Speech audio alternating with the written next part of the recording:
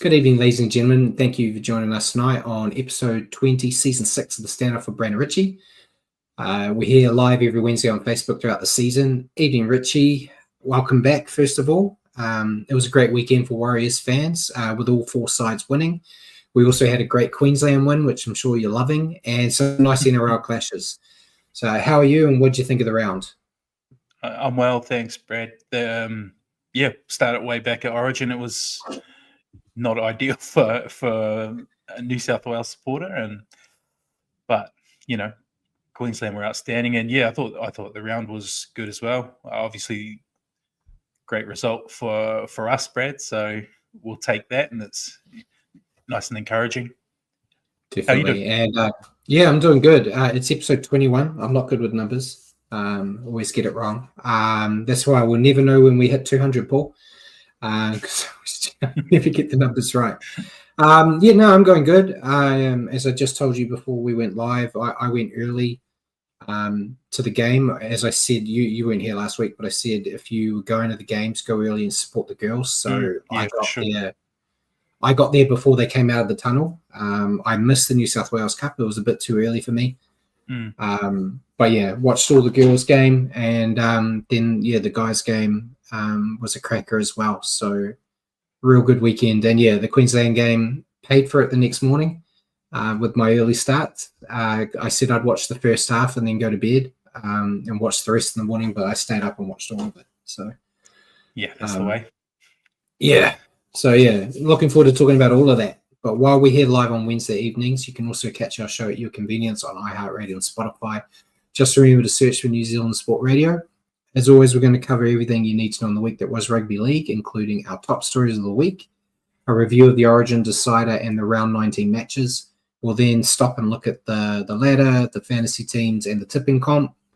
We'll then stop and answer some questions from you guys, as well as questions we've prepared for each other. And then we'll review Round 20 and make our picks. So remember to send us comments and questions throughout the show. And we may as well jump into the top stories, mate. Sounds good. There was a big-ish one that came out today that I didn't give you, but that's at the end. So I'll just surprise you with it. Go on. But the first one was Kieran Foran announced his retirement at the end of this year. He will hang up the boots.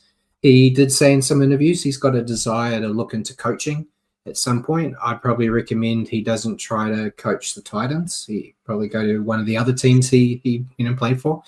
Yep. But storied career, he's had a lot of ups, a lot of downs, but it's good to see someone getting to retire on their own terms. Doesn't always happen. So wish him nothing but the best. And he's been a great servant to most of the teams that he's played for. Don't have much to say about him on his time with the Warriors, other than I got it on Facebook not that long ago. A memory popped up where Kieran Foran called me to thank me for being a member, and I was really excited about him doing that. Wasn't so much excited a few weeks later when they started playing, but I had something different. I always remember the members forum we went to the year we signed him, and they announced that signing. We were so excited. I was so excited, obviously he's had a lot of injury woes and some downs in his career, and probably has affected his time around that period. But what a player, man! Premiership winner against us. But he's battled on through all the tough stuff, and he's come out the other side and still showing what he's got now. So that's good that he gets to go out like that. So hopefully the Titans can up their game a little bit to send them out on a bit more positive note, other than the two games when they play us. But be interested to see what he goes on to next and how his coaching desires, if they develop or not. But time will tell on that. Next one was a bit interesting. Josh Kerr was given a breach notice by the NRL. I haven't got an update yet because he did have 48 hours to respond, but he made comments to the media after Origin saying he thought that Ashley Klein tried to even the match up a bit to make it closer and thought the game was rorted and Klein was a double agent. So not really the words you want a player to be saying about a ref. Yeah, I don't disagree that Klein wasn't the best at all. He's poor, in fact. But yeah, players can't be saying that. That's even more harsh than what I would say. Well, I know there was Mitchell Pearce also on one of his shows said that it's all made up and it's all a scam. And then his dad came out and said he doesn't stand by his son's comments. So there's a lot of that at the moment. It just sounds like you New South Wales people are whinging, Matt. That's all it is. I can care less. But yeah, we'll see if it's just going to end up being a warning. If we'll get a fine, we might get some news about it that we can just update next week. Moving on, though, there are rumours the Knights are interested in signing Josh Papali'i, the current Raider, for next year. We talked about it last week when you weren't here, mate, that he is open to the idea of staying on in the NRL when originally it sounded like Raider for life and then going to Super League. He said if there's an offer on the table from an NRL team, he wouldn't say no. So we'll see. We could see him in Newcastle. Would be good to see him stick around. Yeah, he's still got it, man. Yeah, he's made his way back into that famous maroon jersey. He's playing so well. Yeah. So yeah, I wouldn't mind seeing him stick around. I would love him to be a one club man with the Raiders, but I discussed it with Paul last week. They've got to prioritize signing the young talent coming through rather than extending him, which, it's a brutal side of the business, but it is a business and that makes sense. You don't want to lose one of your young superstars to keep him for one more year just because he's a great guy. So, and there seems to be no bad blood between him and the club anyway. So it's not like he's doing it out of spite. So, be interesting. I would let him retire there, man. Yeah.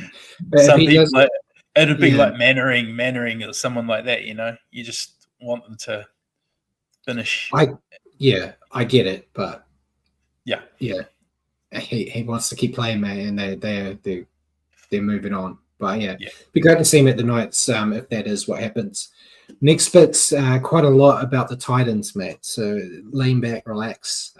They're giving us all the info. So we talked about it last week when you weren't here. Des Hasler is leaving at the end of the year because he's retiring, quotes.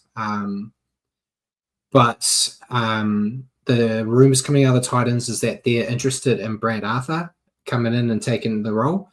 However, the Walker brothers have declared their intent to save the Titans and claimed that they could win a premiership with the club if given the gig. There's been a lot of mixed messages about it, saying they haven't coached in a while and, they've got an interesting style, but it worked for one season. And a lot of, I have championed the Walker brothers before in the past when I wanted them to come be the Warriors coaches. I remember. Saying, why the hell are we getting this Andrew Webster guy who's never done it properly? Let's get the Walkers who've also never done it properly, but they get Warriors football. I'm very happy that no one was listening to me. I wouldn't give up Webby for anyone. But adding more drama to it, Des Hasler's actually come out and spoken and said that the rumors of his pending exit are untrue and he wants to stay on with the club. So I don't know if I'm Arthur or Martha, mate. I don't know what's going on. It's basically even the Titans owners basically said Des is gone. So I don't know if he's just squandering and he's fighting for his spot to keep it. His team aren't playing in a position to let him keep it. So I don't know. So if it's true, you'd be taking the Walker brothers over Brad Arthur. No, despite all my love for the Walker brothers, I'd be going with Arthur. Yeah. I don't think the Titans need help, and I don't think they need somewhat experimental coaching team to come in and change them. They've got a lot of talent at the Titans. Brad Arthur, I feel he might not be the guy that can get them to being like a premiership contender, but I think he's a guy that can build them on the way, which we've seen him do with other clubs, But get them back on the straight and narrow. get them back to being competitive, and then he might be able to take them to the next level, might not. But yeah, the Walker brothers, I feel like it'll either be a masterstroke and they'll be like the top team around, or it'll be a dumpster fire and then they're miles back and on the back foot. So I don't know. The Titans need to make a real smart decision here. It's just like when the Warriors signed Webster, it seemed like a risk at the time, but they had to draw a line in the sand to say, where are we actually going to be? We need a coach that can take us there rather than just, going for the same old. So yeah, I don't know. It's a lot of rambling to say I have no idea what they're going to do. Yeah, same. Who knows? Yeah. So that will be a story, I think, for the rest of the year. We'll be talking about it. And Jacko's made a good point saying Titans should try the Walker Brothers for one season, see if they can do anything. Not much to lose. They're a different way. That is true. That is the other argument for it. Give them a year and say, let's see if you can do something. Then worst case scenario, it's just I wouldn't be mad at that. Year. It's a wasted year, which you could say is a wasted year every year with them. Yeah. So, but yeah, we'll see. We'll see what happens. And then there has been noise that the Knights will part ways with Coach Adam O'Brien at the end of the season. Just do it now. Sounds like they're willing to pay him out just to get rid of him. Nothing confirmed. It's all speculation right now, like so much of it.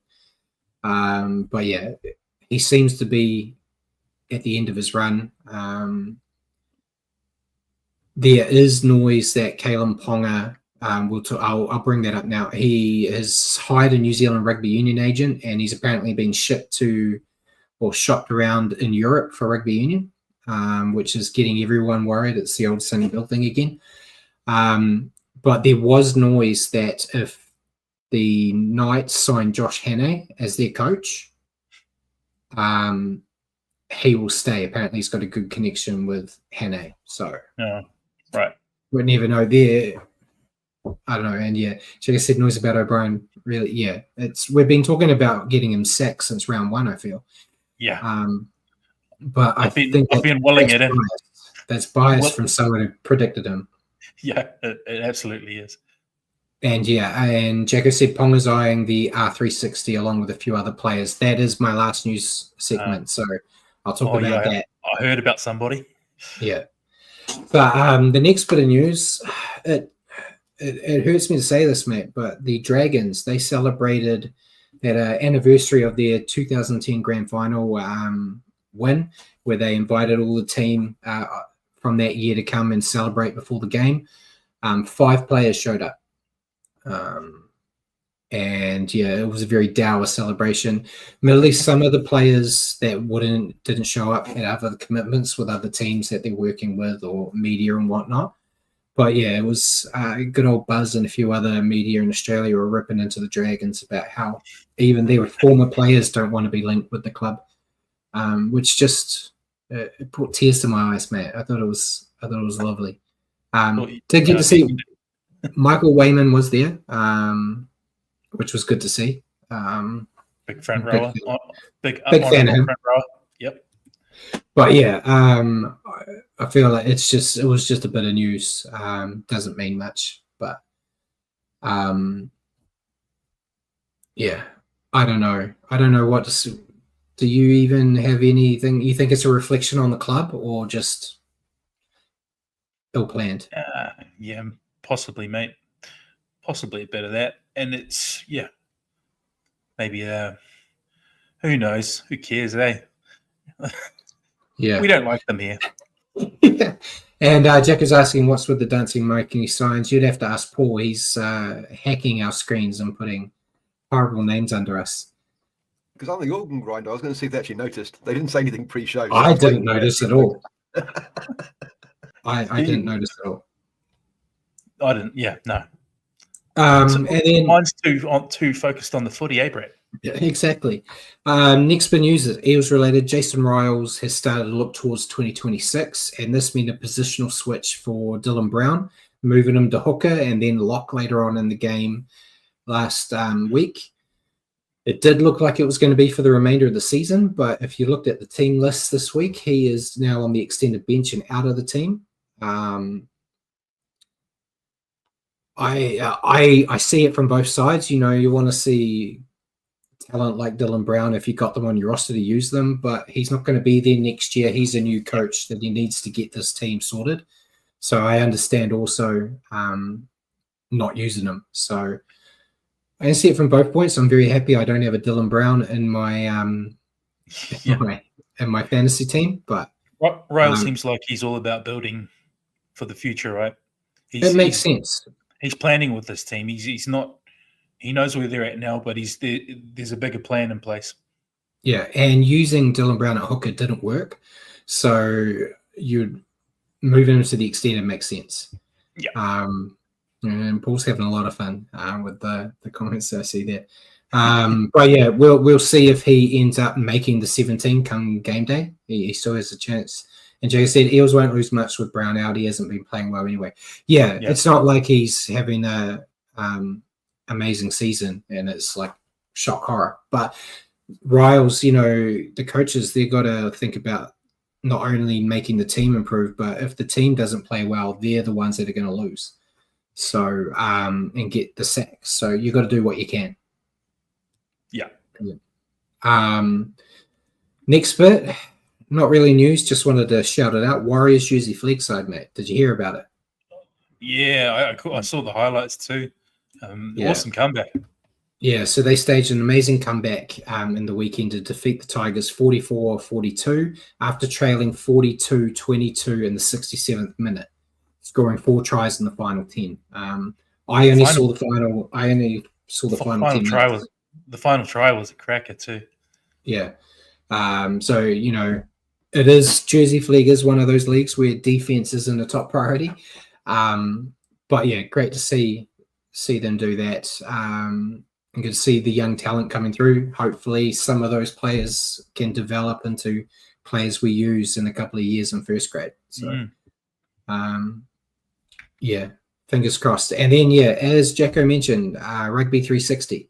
So it's news that kind of came out. It started a few days ago and then a bit more came out today. There's a new concept starting in Saudi called Rugby 360. And the rumors are they're starting to look at luring NRL players over with Ryan Pappenhausen and Roger Tuivasa-Sheck and Kalen Ponga being names linked at the moment. And there's big money deals on the table. It's basically no hard feelings type things. Like the money they're offering is crazy.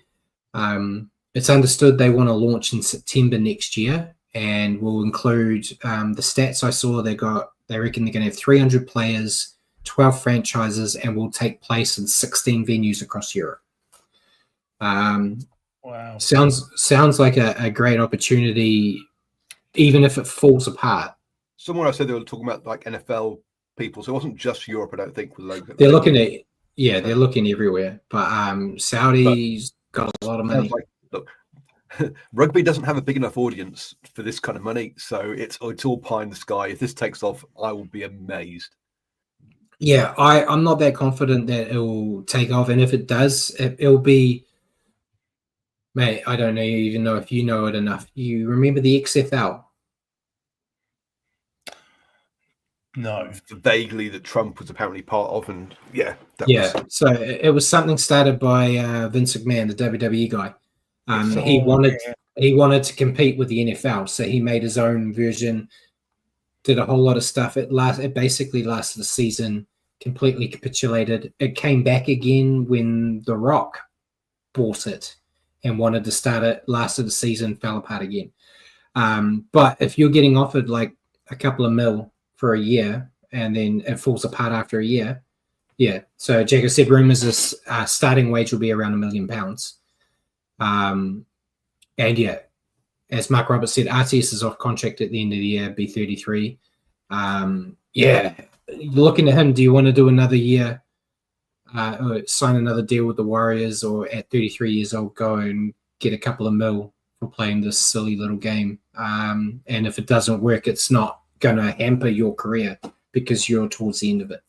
So some of them could even look at it and go, I'll take a 1-year deal, make some coin, If I like it, I stick around. If it survives, I'll stick around. If not, I can go back to NRL. And I've made a couple of mil in that time. So was it 300 players across 12 teams, 25 players per team? Yeah, that's not enough. You're going to very quickly get injured. You need way more than 25 players a squad. So yeah, the numbers just don't add up at the moment. And but we've seen also that they can't make sevens work globally because you have to have a home stadium. This idea of going somewhere and playing a tournament and going somewhere else. If you don't have a home stadium, if you don't have a location, you can't build up a fan base. If you don't have a fan base, you can't build up a any income. It's all pie in the sky. Well, you're the Warriors, Paul, and every game's a home game because the fans go everywhere. But yeah, we'll see. I'm sure it's something that's going to develop probably more over the off season. I think we'll probably hear more and more about it. But thought better mention it, especially when guys like Jacko on the show are already in the know about it too. So, and Jacko did correct me. RTS is up at the end of 2026. So yeah, November this year he is free to negotiate. But yeah, he's still with us next year. And then last bit before we get into all the rest, mate, Rugby League 26 comes out tomorrow. Yep. Exciting, no one really. I'm excited. I've got mine already booked. I've just got to go pick it up. But yeah, I'm seeing a lot of mixed stuff. There's been a bit of leaks. NRL have finally remembered that it's actually coming and started promoting it today. Saying it's coming out tomorrow, showing like overalls, which are a bit up there. It's a bit out there. I like that it looks like it's got a mode almost like FIFA Ultimate Team with card system. It does. Packing cards and whatnot. That's always fun. It does. So yeah, we'll see. By the time we have our show next week, I'll be able to give you a breakdown on what I think of it. Have you not got on order, Richie? I'll just download it. So tomorrow night, guys, about this sort of time, I'm sure they'll be streaming their first matchup between Brad and Richie's son, because we know that the real player here is not actually Richie. We'll see. I've already laid a challenge down to him. Yeah, we might have to give a few cracks at doing it online, mate, if we're both going to have it. I haven't done online in the new house, so I don't know what it'll be like, but it should be better than my old one because I actually have fiber here. So, we'll see. And Jago said he's too old for silly computer games, but they've made big money for creators.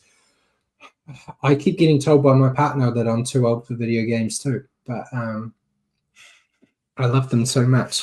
Whatever makes you happy, Brad? Exactly. I have league and video games. That's all I have in my life. Unless my partner is watching downstairs, I have her too. But yeah, signings, we got none. There was no signings. I think the first week on the show that we haven't even had extensions. There's rumors about a few extensions, but nothing confirmed yet. Mark's asking questions to Paul about rugby. Leave that for his show. I'm not going to comment on that one. We'll go to injuries. There was a stack of injuries, mate, but I've only grabbed a couple. Ones that I feel will have more of an effect on finals and things like that, or the rest of the year. But Kulifini Fuyaki from the Dolphins out for 4 to 6 weeks with fractured thumb. Another Dolphin going down, so they're really struggling with the old casualty ward at the moment. Adding to that, Mark Nichols, also from the Dolphins, he's got an 11-day stand down because he fouled an HIA. I don't know. We'll talk about them when we get up to their game. But 2 other big losses. Then the Knights, I haven't got it confirmed, but it sounds like he's out for the year. But Dylan Lucas did I think it's a Liz Frank injury in his foot. Not confirmed, but sounds like it's a season ender. Massive loss. Had to let him go out of my fantasy team today, mate. Yeah, I know. Me too. Very disappointing. But yeah, massive loss for the Knights. Massive boost for the Warriors who are playing them this week. Because their attack hasn't been great this year, the Knights, but when he's playing, they're a lot more dangerous. He seems to help spark them. Then Rocco Berry from Warriors. I haven't got an official. I think they were saying it was like 6 to 8 weeks from dislocated shoulder. Depends how much damage is done in there to ligaments and whatnot. Tell he's not a prop, mate. They didn't just pop it back in and let him keep going.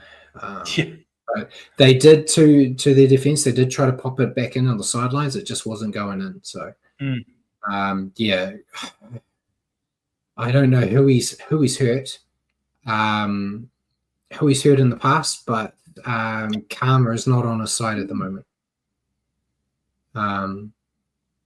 But yeah, hopefully he comes back really, really well from that and can actually survive playing a whole game. Fingers crossed. And then the last one I had was Brendan Piakura, Broncos fouled HIA 11-day stand down, mate, knocking himself out trying to score a try. And then they took the try off him. Had the old carpet burn on the face. Yeah, mate. So there was a few more niggles, but those were the big ones. And then Naughty Boys, not much. Isaac Targo got 1 week for Crusher. Yeah. Crusher tackle. I forgot to add,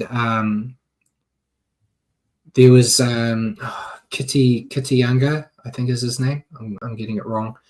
From the Eels. He's out for a little while too with an injury. And Mark said Rocco's 5 to 6 weeks. So 5 to 6 weeks. And Keith gave Paul some money. Thank you, Keith. Paul can put that on the multi. Bring the multi back, I reckon.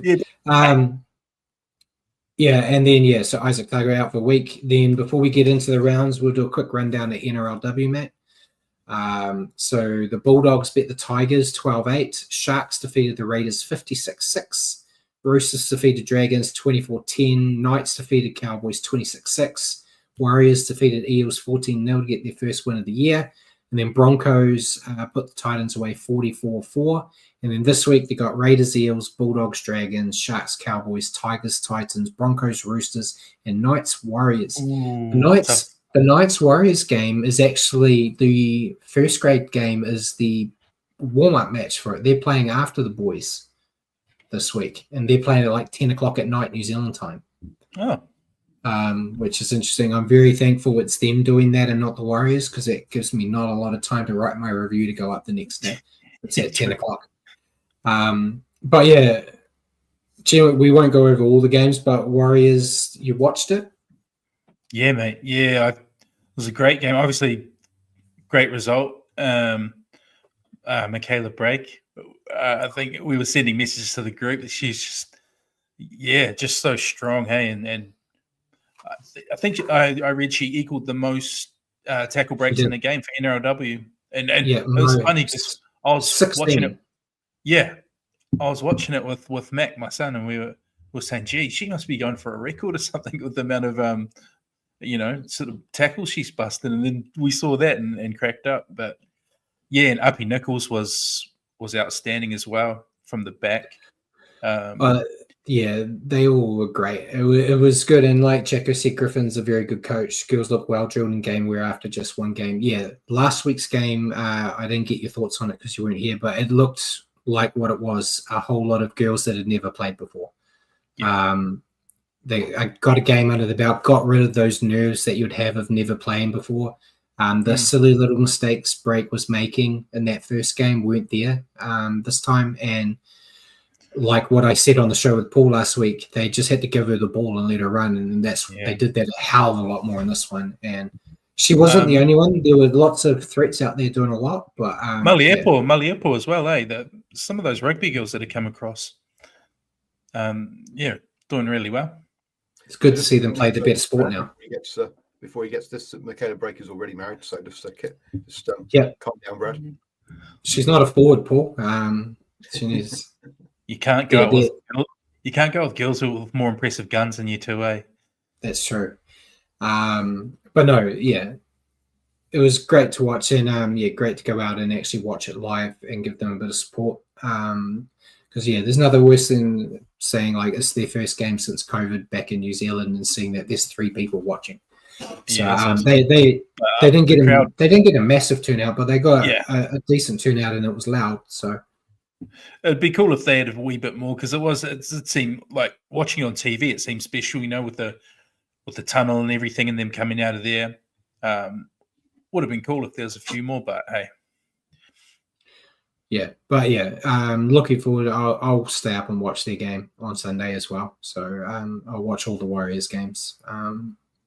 But yeah, that was it for the news in NRLW. We'll go into the round that was. We'll start kicking off last Wednesday, mate. Queensland defeating New South Wales 24-12. Yes, indeed. 4 tries to 2 for Queensland. Xavier Coates, Tommy Dearden had 2, and Harry Grant. For the Blues, Stephen Crichton and Brian To'o, old Panthers mates. You take it, Brad. That's your team. It was almost a perfect performance from Queensland with barely any errors made. I think they ended up with 2 errors. Played with passion and intensity and never allowed New South Wales to get into the contest. Forwards were physical, and the inexperienced backs did not shy away from the situation. Goal line defence was solid, stopping a few chances New South Wales had, and they just outplayed them on the park and in the coach's box. And I think it was a well-deserved series win, which is way different to how I felt after game 1 when I thought it was going to be a 3-zipper. Yeah. Your thoughts on Queensland? Yeah, just completely dominant. Away from home in an Origin decided to. They just looked like they were more desperate and more willing to go into places you need to if you want to win a decider. As you said, the handling was top tier. Defense, man, just everything. They just, I don't think any team was going to beat them. They just, on that day, they were dialed in. Yeah, and your take on New South Wales?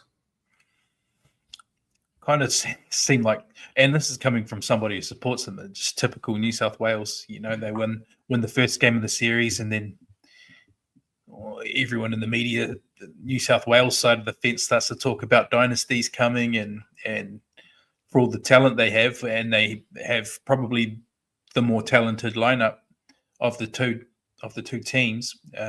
They just don't seem to play with the same heart or passion. I don't know how to describe it. It's not my thing, we're Kiwis, but for them, this is everything.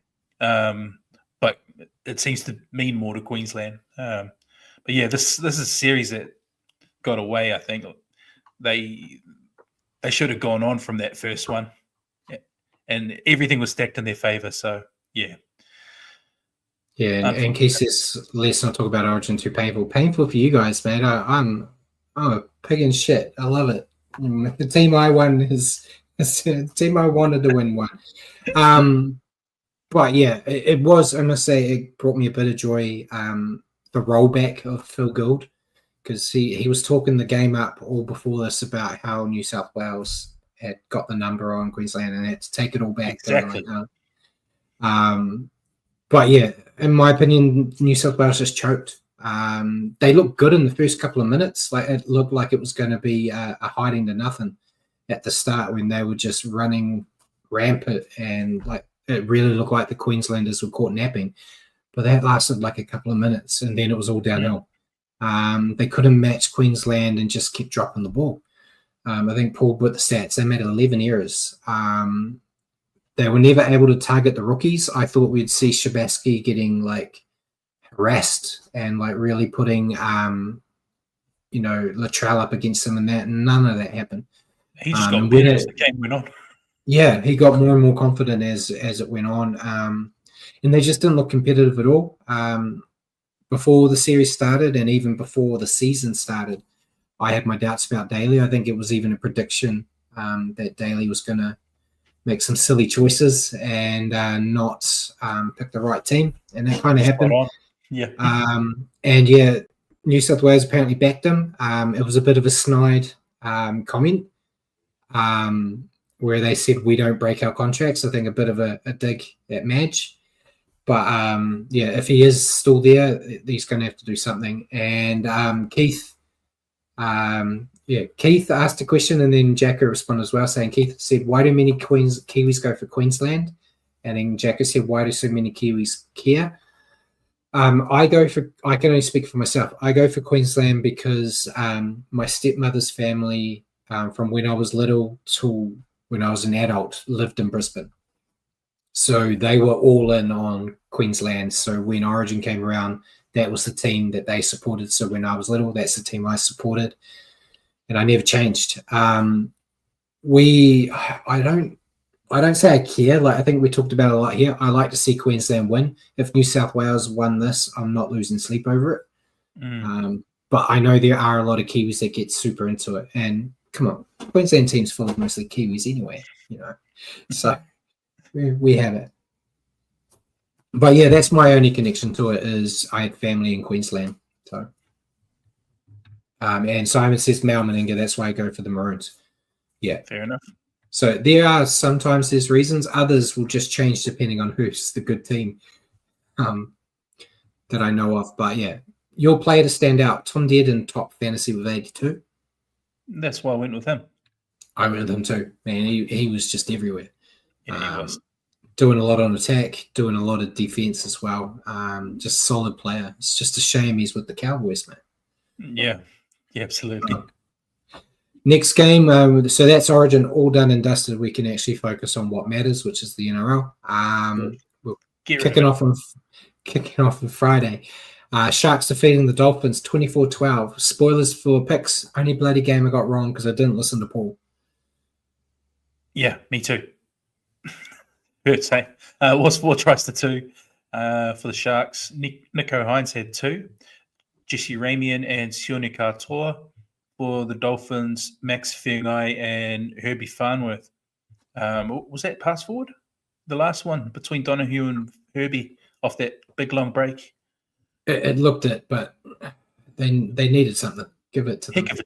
Heck of a try, though. Great try. Yeah. Your thoughts? Sharks dominated for large portions of the match. Their back five made plenty of yardage, and with momentum on their side, Nico Hines looked a lot more in control. He scored that double, as you mentioned, and kicked pretty well, I thought. The defense was just as good, keeping the Dolphins quiet for most of the night, although they did leave the door open for a comeback attempt, but a massive defensive effort from Tony Rudolph, stopping the Dolphins, comeback. That try, it was just like a little inch, mate. If they'd scored that try, who knows, they may have had enough to come in. But yeah, there still may be life in this Sharks team after all, or they just took advantage of an understrength Dolphins. This week's performance, I guess, will tell us. Your thoughts on the Sharks? It's a very much needed win for them, and yeah, I think in the end they just needed this win at all costs. And I thought Hines looked the best he has all year. The week I sell him on fantasy, he got 93, mate. Oh my God, I know. Yeah, hurts. Anyways, when Hines is humming, that goes a long way to Sharks victories. So, good for the Sharks that they hold on, keeps them in that mix because, some of those losses they've been having lately have been starting to hurt their position on the ladder. So, they really needed this one. Yeah, and your thoughts on the Dolphins? I just think it was a bridge too far to go to Shark Park down on troops like they are, and saying that they fought hard and came back into it late. And we were mentioning him, Herbie Farnworth. He's an absolute freak. Some of the plays he comes up with,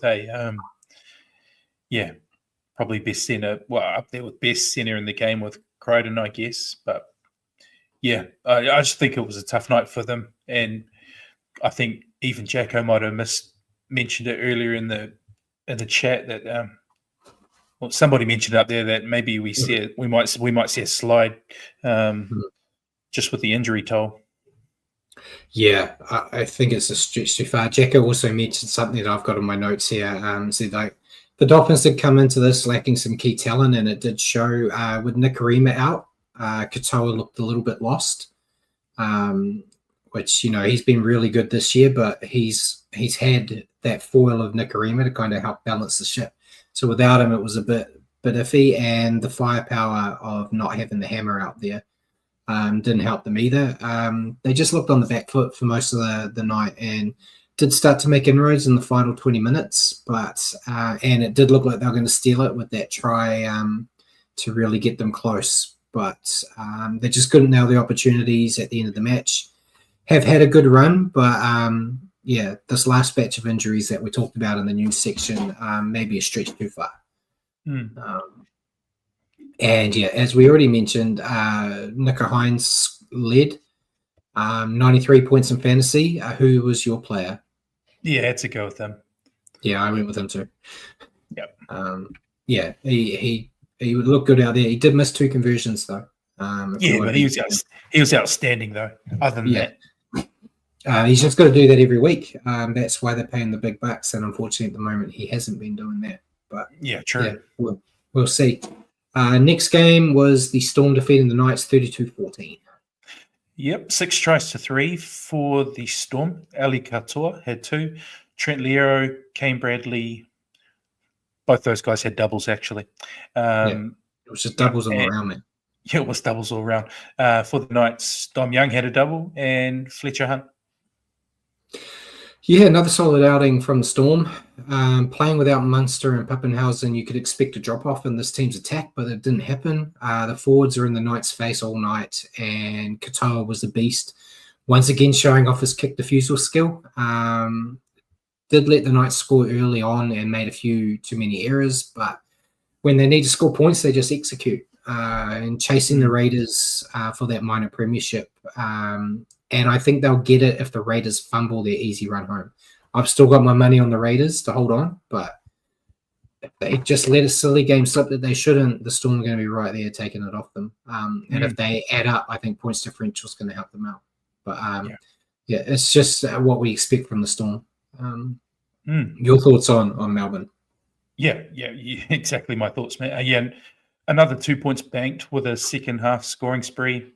They absorbed all the Knights had in that first half. It eventually broke them down. It was mostly one-way traffic, and the 13 plus I was expecting eventually came. You kind of mentioned it, but I don't think they've been playing for 80 minutes in many games this year either, which is scary. But when they do turn it on in games, they have periods where they're just more clinical than anybody, and some of the combinations there, Jerome Hughes, Ali Katoa, they've got a lot going for them. Yeah, and your thoughts on the Knights? Brave first half from them. Heading into the Sheds with a halftime lead at home, but they seem to run out of steam in the second and were unable to go with the Storm for the full 80. And we touched on it already, but losing Dylan Lucas is also a big blow coming out of this game. Hopefully we're able to take advantage of it this coming week. But unfortunate for the Knights. They fought so hard in the first, but just outclassed. Yeah, I thought they started well with a great effort from Dom Young. He's been doing so well since he came back. Once the Storm just started to play, they just couldn't keep up. Struggled to defend at times and just lacked composure. We'll be hurting and looking for a massive bounce back against the Warriors this week, which does have me a little bit worried. But I think that Dylan Lucas thing, I think, is going to be the difference. Your player to stand out? I'm just going to be a fanboy again, mate. Ali Katoa. Yeah, I went with him too. We're matching. Oh, he's something special, man. I miss him in our colours, but I'm so happy for him.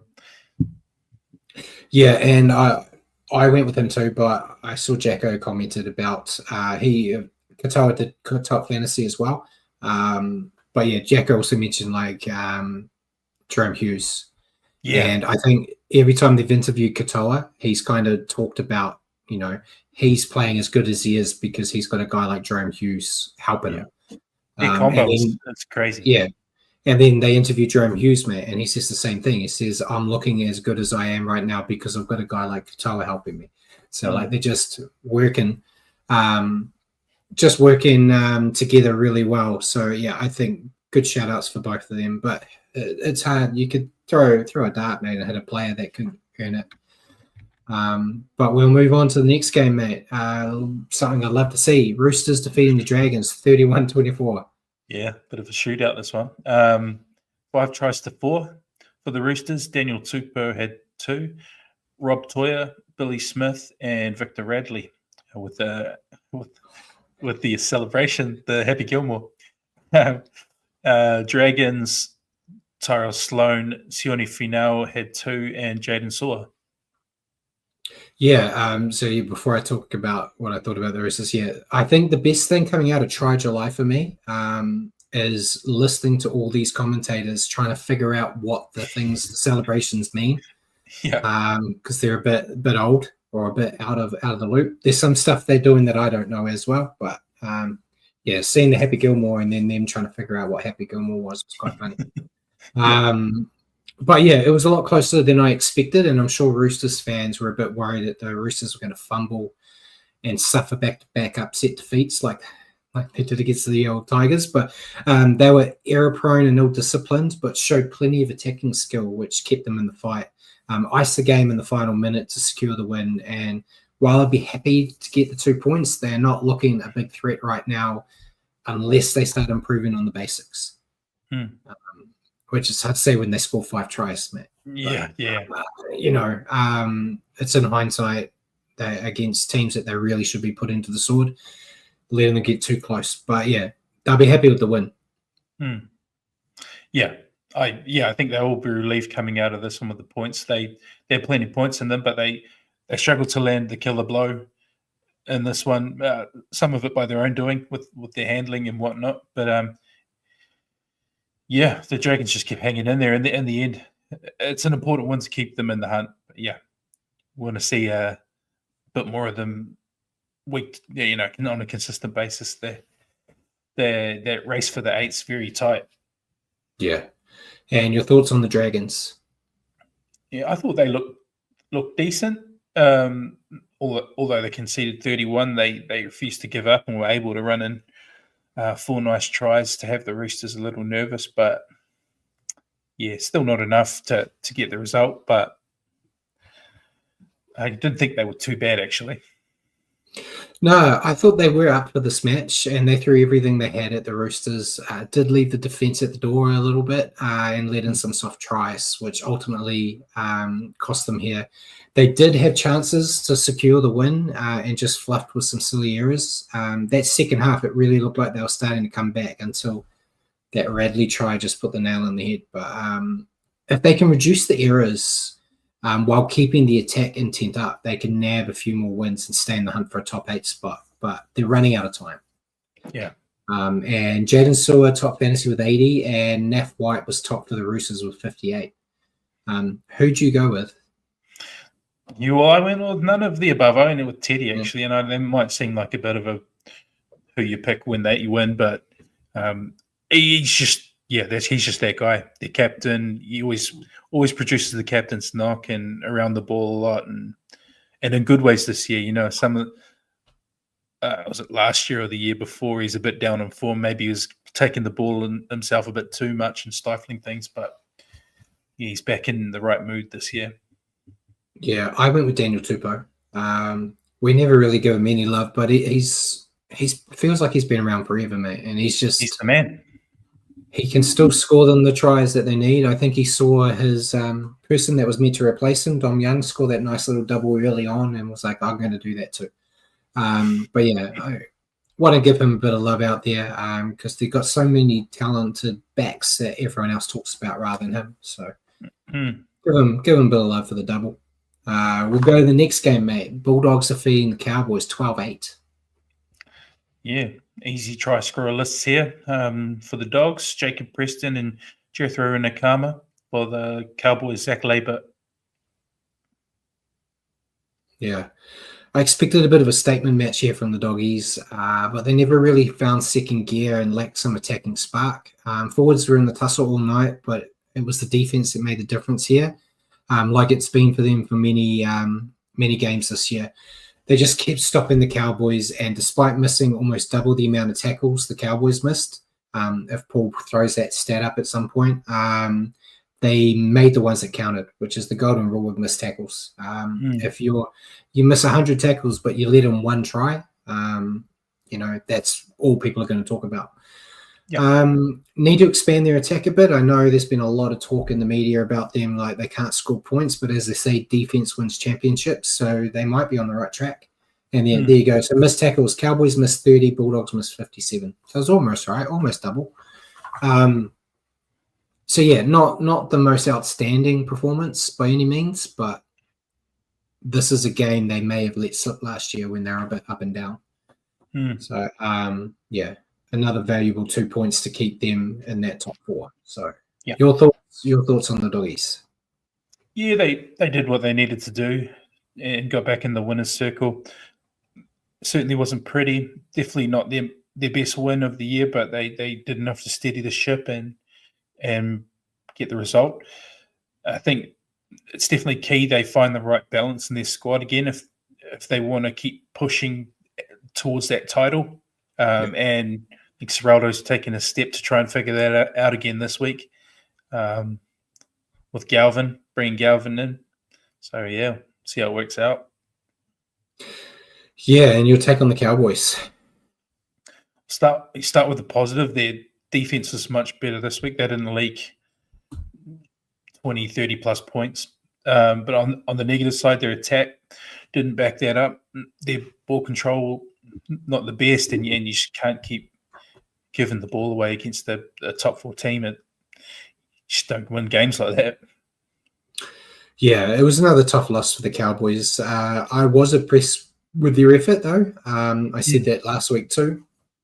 They can't be accused of not trying, but they just had hands for feet, or feet for hands, I should say. I know Paul brought up the errors. They didn't make too many more than the Bulldogs, but 17 errors against a team like the Bulldogs is going to make you pay. And they just struggle to find cracks in the Bulldogs line, which is something we can say about a lot of teams this year.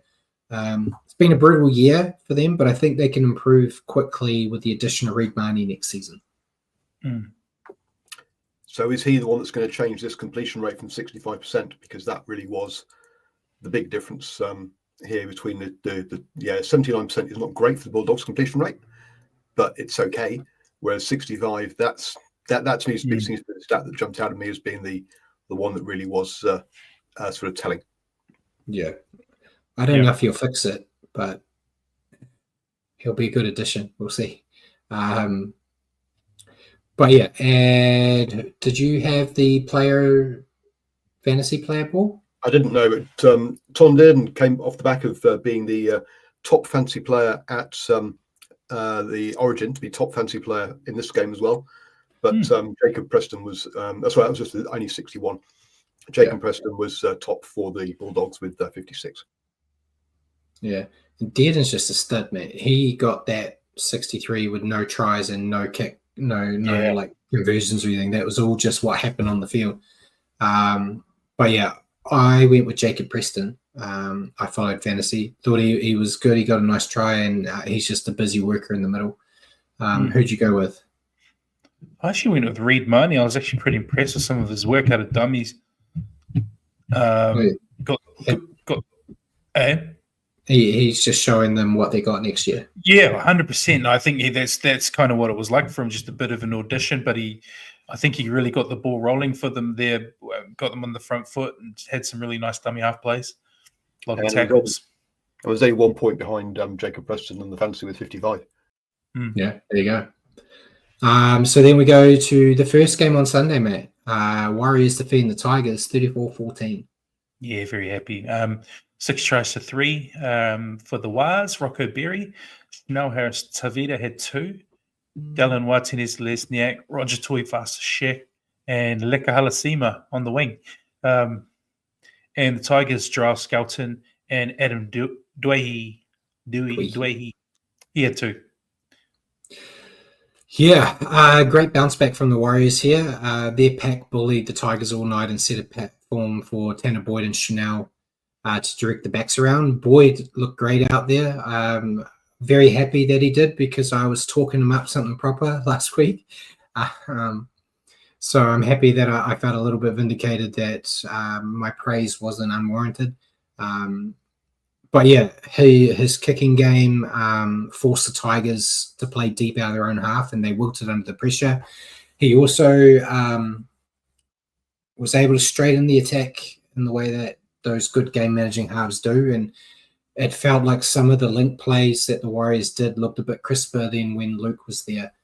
I think I'd said in my review that he doesn't have that X factor that Luke Metcalf has, but everything else that he can do makes up for that. So yeah, you're not going to get like the 60-meter runaway try from Tanner Boyd. Like he tried when Dylan made that break and he gave it to Tanner. His little legs were running in mud, but it's the rest of that stuff that he does kind of expands what the rest of the team can do attacking wise. So while he doesn't have that X factor, he can bring it out of the players around him, which I think is a hell of a situation to be in when you lose your Dalian leading starting halfback for the rest of the year. To have a guy like that can just slot in. It's one performance. We've got to see that happen every week. But I've got no doubts that he will do nothing to embarrass himself out there. And yeah, as Keith said, no anxiety around goal kicking. The guy can goal kick blindfolded, man. So that is a great comfort. But yeah, they did, forgetting it's just a Boyd show for a little bit. We'll go back. They did have a few moments where they switched off and let the Tigers score some soft tries. You know, that first try they scored like a minute in after giving away a silly penalty, and then they just let them waltz, and then Adam scoring that ball. It wasn't a penalty, but it is what it is, mate. Yeah. And then yeah, just Adams, I think it was Adams' first try where he basically just waltzed through multiple people. Shouldn't have happened. But even his second one, he just ran straight through Egan and Jacko Ford. Just ran a straight line straight through them. Yeah. So pretty much all three of their tries were pretty soft, really. Yeah, and but yeah, forget all that. The Warriors, if they can keep this level up for the rest of the year, they could still make waves in the finals. I think it's not like good old Michael Jamison, Aussie mate, who said that our season was done the moment Luke got carried off. There's still life in this team, and yeah, I think we just got to see a great game this week. And Jacko said going forward, Boyd at 7, Mets at 6, and CHC at 14 would be awesome. That is how I had my team before the season started. I changed it because we didn't get to see Boyd in the trials, but that was what I had. But and saying that, how crucial is Tamati Martin being off the bench in that utility role? Yeah, well, I've been a big advocate of having Sam Healy on the bench, but right now with how the fact that we have outside backs that can't play 80 minutes, having Tamati Martin is been crucial. You saw it, Rocco went off, and immediately straight after that, Dallin scored his try because you had, Tamati out there playing a good centre link man. So he's plugged so many holes over the past few weeks. Yeah, it's not the tag you want as a player. You don't want to be that guy that can sit on the bench and fit in anywhere. You want to be able to like be a starter or have a dedicated thing. But it's such a valuable tool to have in your toolbox. So, and if he didn't have that tool, there's a big chance he'd be just playing New South Wales Cup. So it's helping him. And Jacko said Team M is not re-signed yet. I know he loves it here. I'm not saying he loves it at the Warriors. He loves being back in New Zealand, going out and getting to fish and hunt all the time. I don't know what the hunting's like in Australia, but I feel like in Australia there's a hell of a lot more things that can hunt you. So, but yeah, I wouldn't be surprised if someone picks him up. There's a lot of teams that would probably want a guy like him in there that could try to help to get them out of trouble. So he might be gone at the end of the year. Boyd's sticking around. So if that did happen, we still have Boyd to be a backup. Boyd has been known, admittedly, probably wasn't the best idea by the Titans to be able to like fill in at hooker and fill in at the halves. And like Keith has just said, I've got to bring the comments up because Paul's not sitting there. I hate to say it, there's just no room for TMM. Yeah, he's basically there just to be that multi-tool on the bench. if they find another way where they have a guy like a Sam Healy and they figure something out to move people around in the backs, you could do it. Lose a centre. Capewell, if he's playing in the second row, he can go out there. Lecker's even done it. So there are ways, but yeah, I expect him to either be comfortable in being that guy and sticking it, like signing a little extension, or going elsewhere. We'll see. But yeah, your thoughts on the Warriors, mate? Kind of took that whole thing over. No, I must admit, I was a bit apprehensive about this game given the injuries to Metcalf and Chance, and having to fill those holes. But I thought Tanner and Tane Tuapiki were both outstanding coming in, just doing their roles perfectly. And I thought we looked really organised with Tanner at the helm. It felt like it was a dominant performance.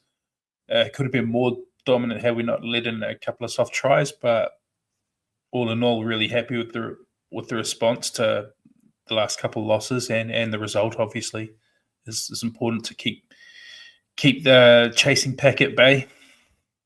Yeah, and they left a few tries on the floor too, so it could have got more. And yeah, Jacko said Healy's playing exceptionally in Cup, showing the full skill set and 9 needs. The lad's got a great future.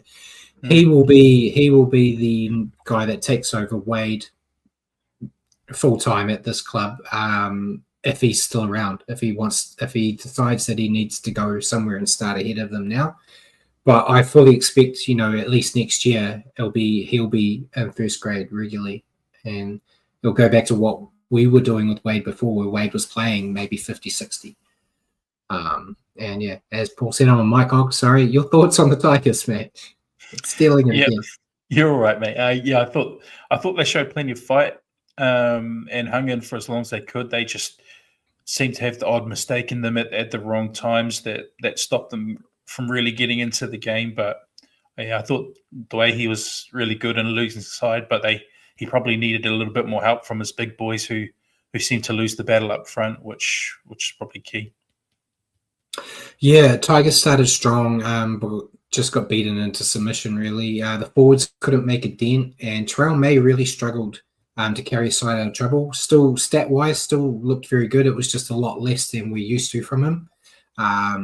Just lacked execution, although Doohy was able to spot when the Warriors weren't paying attention and strike.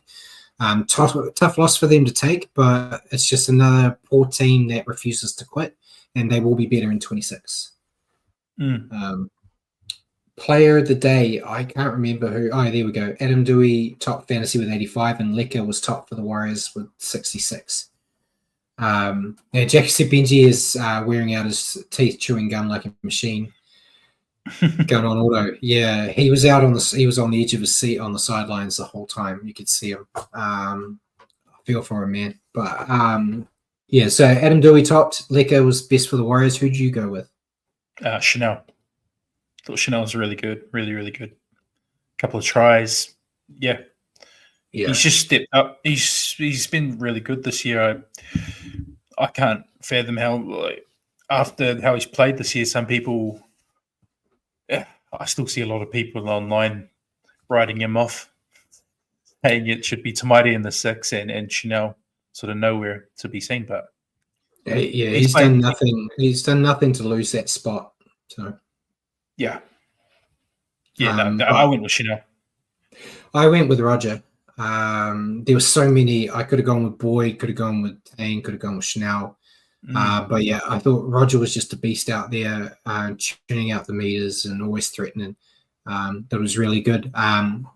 We learned today he was just trying to show the guys in Saudi what he can do to get that big bucks. So that's probably why. That's a good shout actually, from Jacko.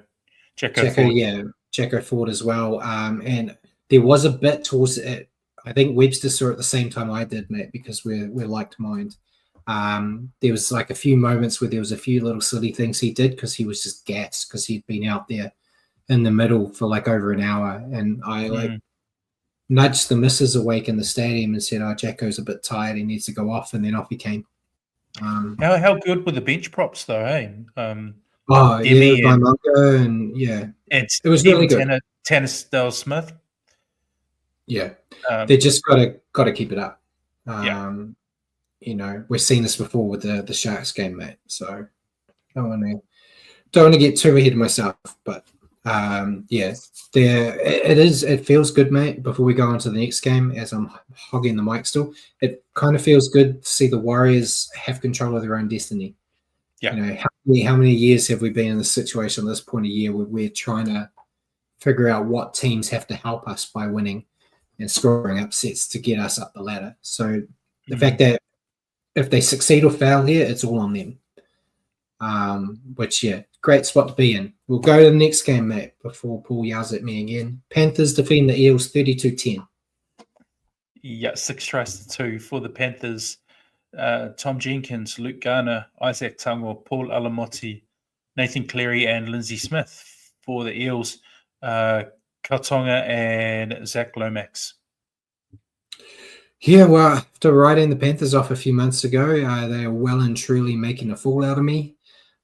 This was another Panthers classic. Lots of pressure and just making the most of their opportunities. Kept the errors low and just did the hard stuff well.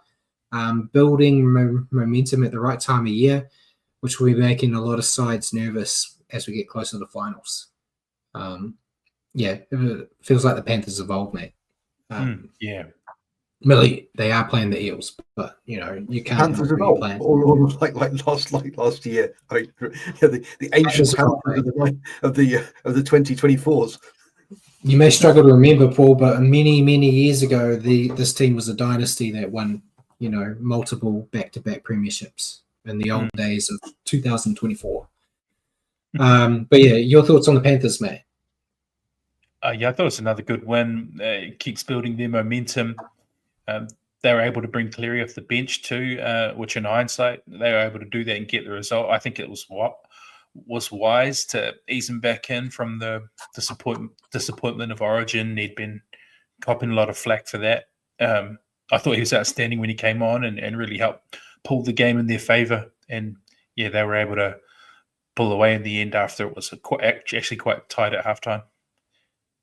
Yeah, and then his bloody dad's arrested him this week, which is not helping me out.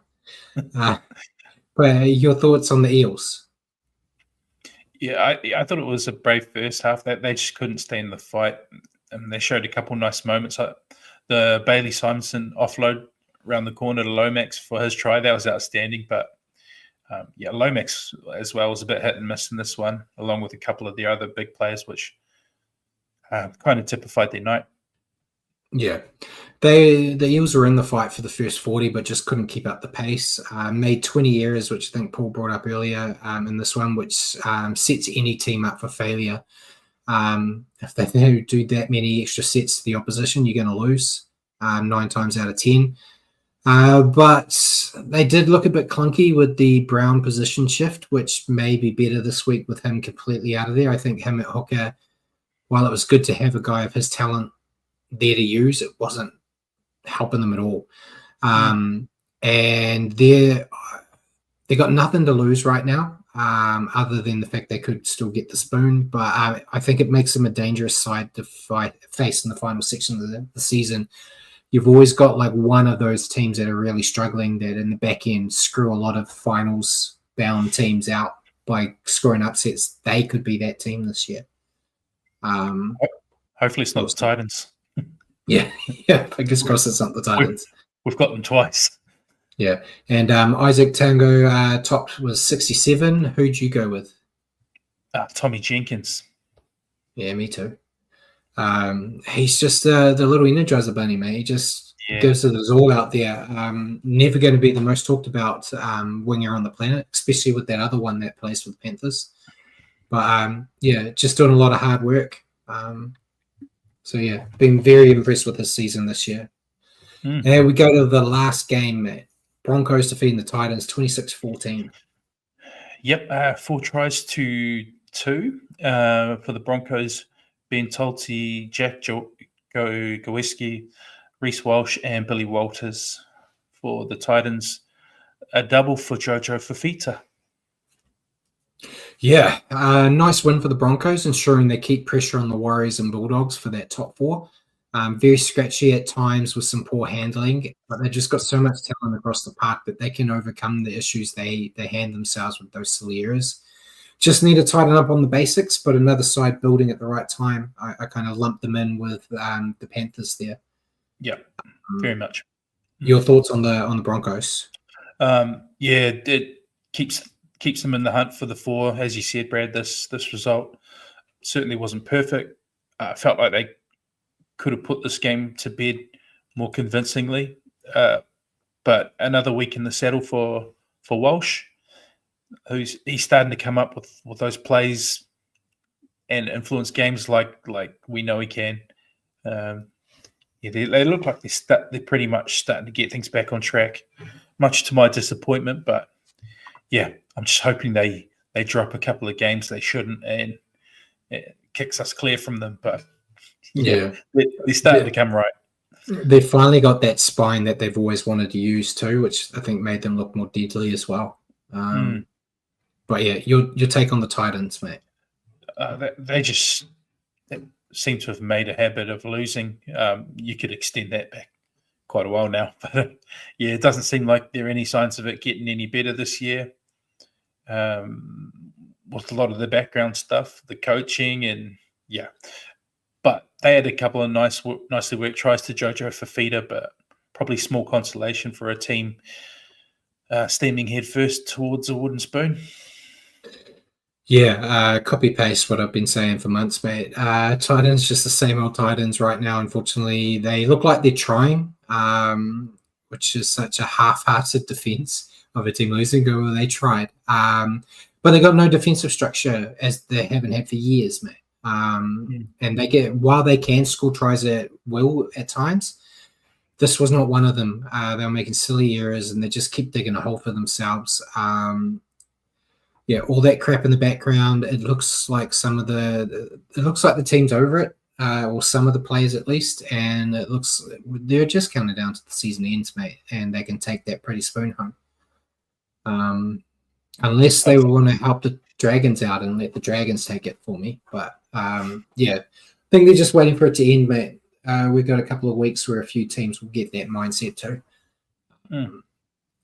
Don't let them be the team that does the upsets on the big finals teams, please. Yeah, please no. I hate them, mate. I hate them. They always seem like in the past couple of years. They love stepping up against the Warriors, that's for sure. They do. But and Katoni Staggs and Chris Randall both got 58 fantasy points. Who'd you go with? Walsh. Sue me. I bought into the hype, the flare.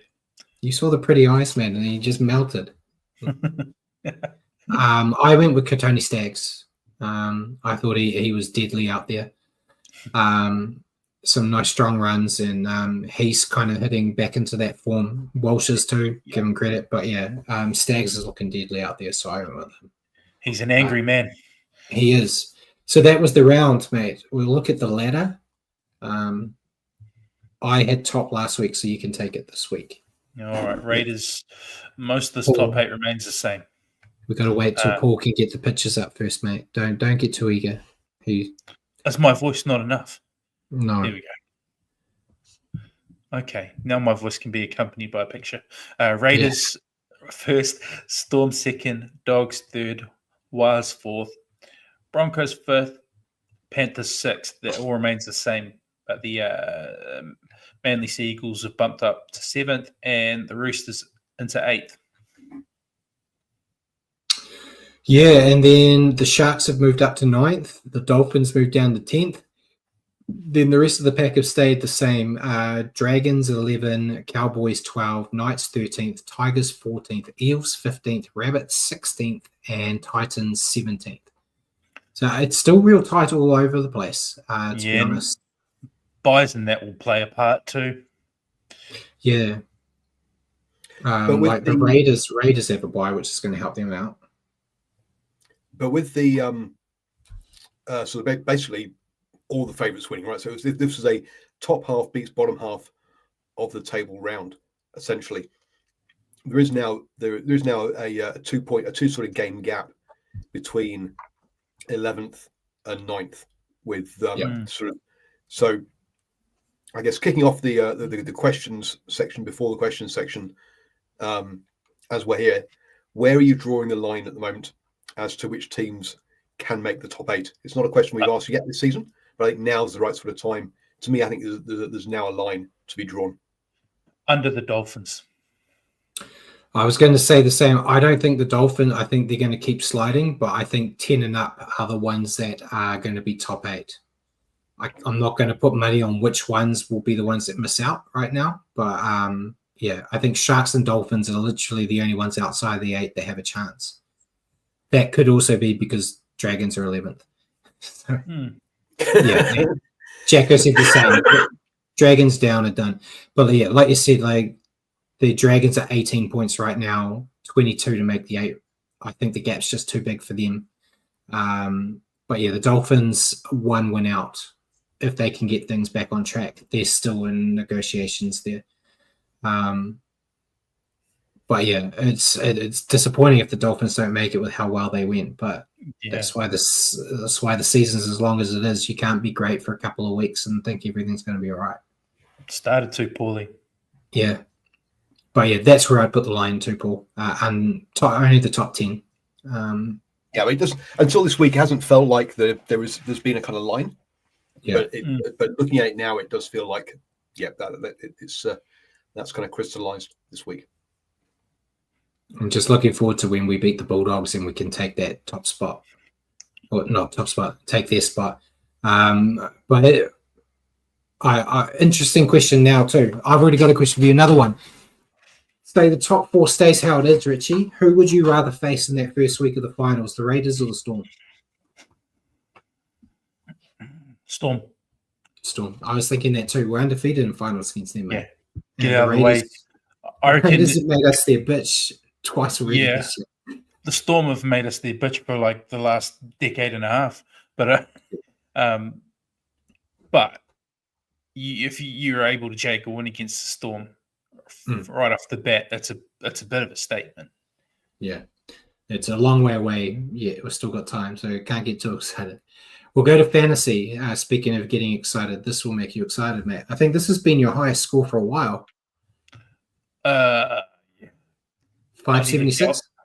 Yeah, no, I think you got 600 something last week, didn't you? Yeah, it's because it's Origin period with no bench, and I had Lecker on the bench foolishly. See, I got rid of Lecker a couple of weeks ago. I don't know why. I still don't remember why. But you also brought in Galvin, and he didn't even play, mate. I know. Yeah, it's very. Have you kept him? You haven't traded him out? No, I kept him. Yeah, he's so playing. He's playing. That's a good year. So you ended up on 576. I ended up on 628. The late scrubbing of Ryan Pappenhausen didn't help me. A couple of my new players didn't really do anything great either. And losing Dylan Lucas and Cleary being out this week are not going to help me this week. I did make some changes. I've got Tanner Boyd. I traded out Dylan Lucas and I got Tanner Boyd. And I can't remember because I had Cleary and Munster. Not Cleary and Munster. I had Cleary and Metcalf. Yeah. And I've got Katoa. I brought in Jamal Fogarty. Oh, yeah. Yeah.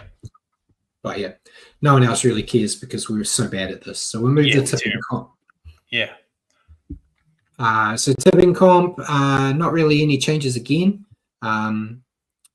We had MB Sports Fan and Simon and Roscoe all got perfect rounds.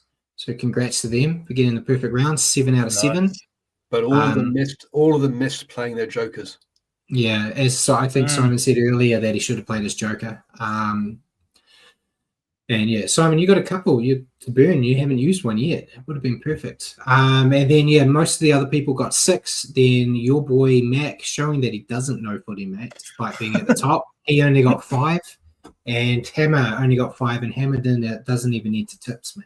So you can let Mac know when you finish here tonight that he scored the same as a guy who's not even playing anymore. I'll let him know. Yeah. But yeah, so Max still got a 1-point lead at the top. ACT Hellcat is 2nd. Harry Poppins 3rd. MB Sportsman 4th. Yerk 5th. You're up in 6th, mate. The boy from SMB 7th, Bjorn is 8 on the same amount of points as me, who's 9th, then Simon 10th, Michael Pazzuto 11th, Roscoe is 12, and then Hammer last. So, yeah. I'm still going to make that comeback at some point. I don't know when, but it's going to happen. My picks are getting better. They are. So that's all those pretty pictures. We'll go into questions. Did we answer everything as we usually do, Paul? Yes, we did. Of course we did. We'll go with your one first, Matt. Yep. Okay. So Luke Metcalf was leading the Dally M's when voting went behind closed doors. With him now injured, who do you think is going to take out the big prize? I'm just going to be safe here and say Teddy. Teddy was second at the time, and he hasn't had to miss games because of Origin and things like that. So I think it's going to be him. I'm going with the safe option. I'd like to see Jerome Hughes get it again, but I think the fact that Teddy's got to play every week is going to help him. Yeah, I think more people are stealing points off Hughes this year too, surely. Yeah. You'd think Ali Couture, Pappenhausen. But yeah, I was thinking Teddy as well. He's the one that immediately jumped into my mind. He's been pretty damn consistent all year. Yeah, and with Metcalf out, I don't even care anymore. I'm just focusing on hoping like how the Aaron Clark gets Dally M lock, because I think he has to. But yeah, so you went with Teddy as well. That was your answer to your own question. Yeah. So my question for you, nothing really special. Jacko also said Tedesco, but Hughes will be close. Yeah, I wouldn't be surprised if they're 1 and 2. But yeah, my question for you, mate, if you could pick one person to bring onto this show to interview or be a guest host, who would it be? This popped into my head out of nowhere the other day, and I thought, I'm going to ask it. Okay, so there are some that would be like people who I admire so much, like Steve Price, for instance. I'd love to sit and have a chat with him, and I've always followed his story and got his book and listened to him on a lot of podcasts. But there's one guy who I'm a big fan of, but you're a much bigger fan of.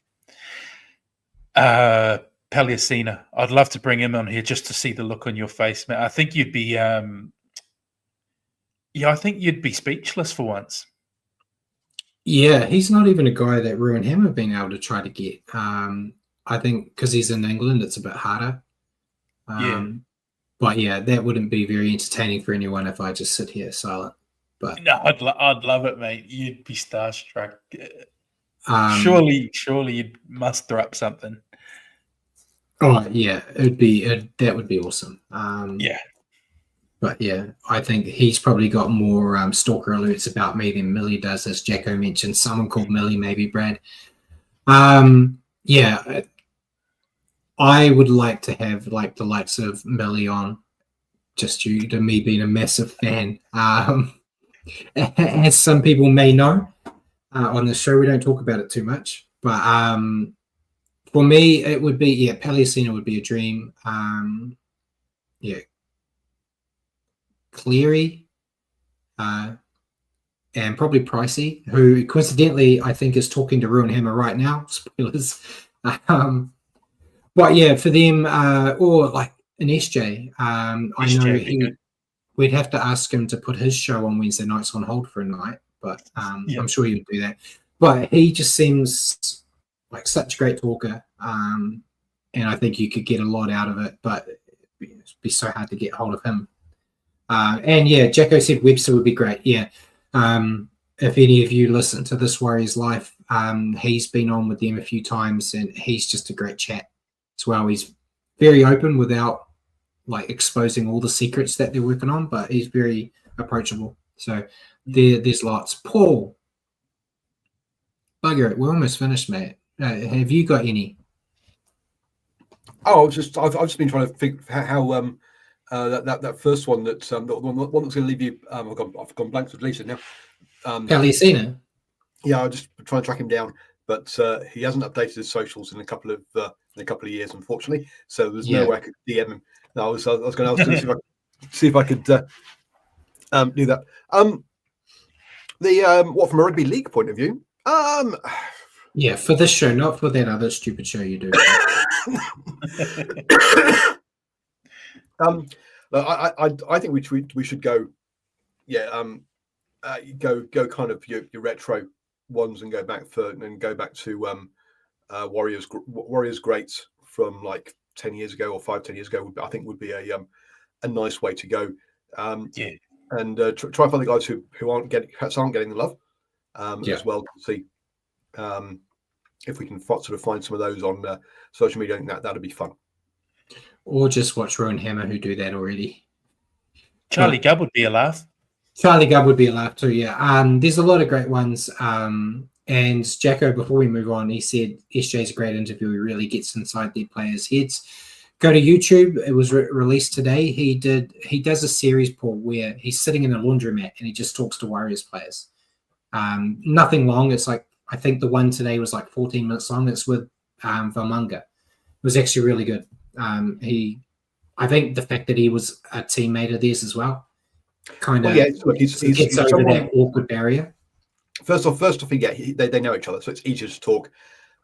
Secondly, they trust him, so they will talk, right? And that he won't ask a question. He won't ask a leading question that's going to get them in trouble. He's not looking for gotcha moments. Yeah, exactly. He's not looking for gotcha moments. They trust each other, and so hence they're much more comfortable and more open about sort of things. So, he has absolutely. So, as long as he's articulate, which by the sounds, I'm not watching him. It sounds like he is. Then he's on to a winner there straight away from that point of view. It's not hard to be articulate in comparison to the others that are out there. But yeah, I mean the other one actually, the sort of kind of person that would be kind of interesting would be things like, or people like the Warriors statistician, or the Warriors physio, or the Warriors kit man, as to kind of what do they get up to week, and get some of those behind the scenes, the people who make the whole thing work, but we never actually hear from, or even some of them we don't even realize we even exist. For example, so there'll be someone who is the ball boy manager, for example. And I know for a Mighty 10 Cup down in I was with them down in Taranaki, chatting there about how he became important because obviously giving the ball back to the opposition at the wrong time too quickly is a bad idea, and stuff like that. And how do they manage? And so suddenly they can go from being nobodies to being someone that the coach really wants to talk to very quickly. And so some of them have great stories around that sort of stuff as well. I would like to talk to our physio, actually. Ask them why they're not doing any work with our centres. Yeah, what the hell are you guys doing? Keep bloody getting hurt. Kind of the angle I was going for. I wasn't trying to. This wasn't that kind of like Let's hang drawn quarter the strength and conditioning coach because we've got too many injuries. That was we're not SJ. We can do gotcha moments. We can do it. It was just an interesting question. We've officially had one guest on this show in its entirety, which was Cameron George. Back in the old days, Paul. Back when I didn't even have a webcam. I was doing everything off the camera on my laptop and had no idea what I was doing. And I give him a lot of credit for coming on with me there when I was completely lost, with a little notebook with some little questions. There's actually that was that was a few years ago now. That was the first year we did this, back before Richard was even on, when it was just me by myself, with you in the background, obviously. Yep. But yeah, it just popped into my head. We'll move on. People have got shit to do. Yes. We'll go on to this round, mate. We'll talk about the Warriors versus Knights. 6:00 on Sunday night. The last did Richie game. ask the question? Yeah, he was the first one. Yeah, I did it. You're not paying attention, Paul, honestly. Warriors versus Knights were the last game of the round. It feels weird after giving the NRL a crap for so many bad games in the last game. But it's us. Long wait for us, mate. Give us the Warriors lineup. Fullback, Tane Tuapiki. Wings, Dallin Watene-Lesniak, Roger Tuivasa-Sheck. Centres, Adam Pompey. Kurt Capewell comes in for Rockerberry. Halves, Chanel Harris-Tavita, Tanner Boyd. Front row, James Fisher-Harris, Wade Egan, Jacko Ford. Back row, Leka Halasima, Ratinia Kore, Aaron Clark, interchange to Mighty Martin, Jacob Laban, Dimitrik Vaiamanga, Tanisdale Smith. Very good. Yeah, I'm happy with the team. This is what I predicted the 17 would be in my review that I did on Monday. I said the only change would be Capewell coming in for Berry. Thought the bench forwards and the starting forwards did too good a job to be dropped to bring Capewell back. So moving into centre, where he hasn't disappointed this year, seemed logical. So I'm happy, but you happy with it? Yep, very happy. I think it's Always a happy. winning team this week. If they lose, I'll change my mind on it. But yeah. And then the Knights team, we've got Dane Gagai at fullback, Dom Young and Greg Marju on the wings, Fletcher Hunt, Bradman Best in the centres, Jackson Hastings, Jack Cogger in the halves, Jacob Saifidi, Leo Thompson starting front row, Jaden Brayley hooker, Brady Jones and Kai Pierce-Paul in the second row, and Phoenix Crossland lock, with Tyson Gamble, Matt Croker, Tyson Frizzell and Jermaine McEwen on the interchange. Not their strongest team, obviously, but there's still a lot of threats in there if they turn up with the right mindset, which you would expect with them playing at home. I'm sticking with the Warriors on this one, though. Yeah, 100%. Yeah, and Jago said, play control footy like last week and we get the win, come home happy. Nice to put on a score for points differential as well, but not essential. Yeah, I'd like that points differential to get better, but I'll take a win over a massive score any time of the win. Any win, just to keep those points ticking. So, yes, the TAB agrees with you, funnily enough. $1.44 for the Warriors, $2.80 for the Knights. That one. Nice. So we'll go to the rest of the round, mate. Round 20, kicking off on Thursday with the Dolphins playing the Cowboys. I've gone with the Dolphins. I know they've got a lot of losses injury-wise, but they're playing the Cowboys, so I feel like they should still have enough. Gonna go Cowboys. Whoa. Upset right off the bat. Yes, and it would be an upset because the TAB have got them at the Dolphins at $1.55, the Cowboys at $2.45. So quite heavy favourites. Nice. Then on Friday, kicking off, we got the Sharks versus Roosters. I've gone with the Sharks. I think the Roosters have been playing all right, but I think Sharks at home got a bit of confidence after that win. I'm sticking with them. Sharks at home. Yep. Nice. And Paul, you want to give us odds, or are you still dying? Kind of dying. 165 for the Sharks, 225 for the Roosters. So yeah, so Sharks again, pretty heavy favourites. Next game on Friday is Panthers Rabbits. I've gone Panthers. Wow, hang on. And with the Sharks one place behind the Roosters, I'm a bit surprised that's not closer, to be honest. That's a it is. That's Sharks fans are just skewing it. Mm. But yeah, I've got Panthers in the next game against the Rabbits. Panthers are on a roll and Rabbits are stuck at the bottom. So yeah, Panthers. Yeah, nice. Panthers $1.38. The Rabbits at $3.05. So not the shortest odds of the weekend, but yeah, one of them. And then Saturday we've got a triple header: Raiders, Eels. I've gone Raiders. Yep, most definitely. With the Raiders at $1.22, being the shortest odds of the weekend. The Eels at $4.25. Yeah, so yeah, when you're talking about the top, well, yeah, that's yeah, obvious one there. Yep, and then Doggies, Dragons. I've gone Doggies. Yep, this might be a joke around. It's a joke around when you've gone with an upset in the opening game. Got to have one upset. You got to have one. The Roosters Sharkies is a bit of a coin flip, but yeah, no, the Bulldogs here $1.38, strong favourites against the Dragons at $3.05. Yeah, and then last game on Saturday, Storm, Seagulls. I've gone Storm. Storm. Yep. Yeah, $1.33 for the Storm at the second shortest odds of the weekend, even though they are playing a top 8 team, and the Seagulls at $3.35. So yeah, it doesn't have to be you don't have to be playing a bottom 8 or a wooden spoon team to get the shortest odds. Yep. And then Sunday we got Tigers Titans. I've gone Tigers. Tigers like that. Yeah, it's like that, and it's the Titans. And a tad. Well, that's a bit. I mean, the Tigers are on 1 win and 3 losses in their last 5 games.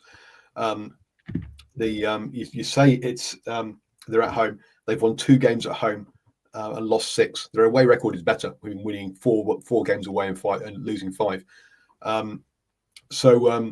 Yeah, I'm surprised the Tigers are as short as $1.52 against the Titans at $2.55, because as I say, those are not good stats for the Tigers, and we are talking about teams that are only 2 points apart from each other. You got to remember the Tigers. The Tigers have multiple homes. Leichhardt's their traditional home. They always show up there. And Titans suck. They don't play there a lot though. But yeah, when they play there, they play well. So we'll see. And then the last game we've already talked about, Warriors Knights. We're both going Warriors.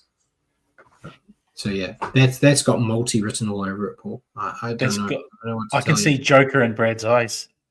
I've already done my tips, but I guess I could go in and change it. Maybe, I don't know. I feel like you're trying to trick me. It's mind games. But, so yeah, that is the round. Anything else you guys want to add before we let everyone go?